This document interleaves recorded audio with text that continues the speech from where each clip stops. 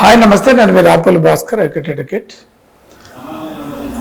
ఒక ఉమ్మడి కుటుంబానికి సంబంధించినటువంటి ఆస్తిని, వారసత్వంగా వచ్చినటువంటి ఒక ఆస్తిని ఇద్దరు లేదా ముగ్గురు అన్నదమ్ములు ఉన్నప్పుడు దాంట్లో ఒక వ్యక్తి, ఒక కొడుకు, ఒక బ్రదర్ మిగతా వాళ్ళకి తెలియకుండా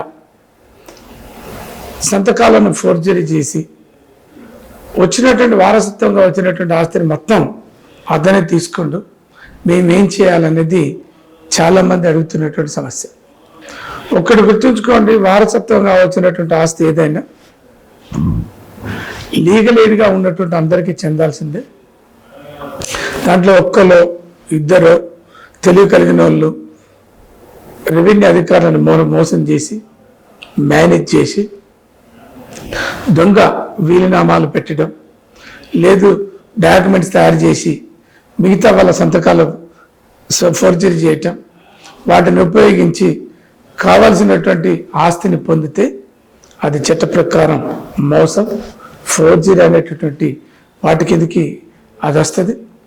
సెక్షన్ 318 క్లాస్ 4 అనేటటువంటి ఒక BNS act, section 335 and section 336 అనేటటువంటి బిఎన్ఎస్ సెక్షన్లు అట్లాంటి ఆస్తి పత్రాలను తయారు చేయటం, సంతకాలను ఫోర్జరీ చేయటం, వాటిని ఉపయోగించి వారసత్వంగా వస్తున్నటువంటి ఆస్తుల్ని పొందటం అనేటటువంటి నేరం అనేది చెప్తా ఉంది. ముఖ్యంగా ఈ రెండు సెక్షన్లు 335, 336 అనేటటువంటి రెండు సెక్షన్లు కాక కరెక్ట్గా రుజువు చేయగలిగితే 10 సంవత్సరాలు మినిమం జైలు శిక్ష పడుతుంది. అది ఇంకా దాని యొక్క గ్రావిటీని పట్టి లైఫ్ వరకు కూడా పనిష్మెంట్ ఇచ్చేటువంటి ఒక అధికారం, పనిష్మెంట్ ఇచ్చేటువంటి ఒక అవకాశం ఉంది. కాబట్టి మీరు మీ కుటుంబ సభ్యులు ఎవరైనా మీ యొక్క సంతకాలను ఫోర్జరీ చేసి డాక్యుమెంట్స్ తయారు చేసి మరి వాటిని ఉపయోగించి ఉమ్మడి ఆస్తుల్ని పొందటం అనేది నేరం.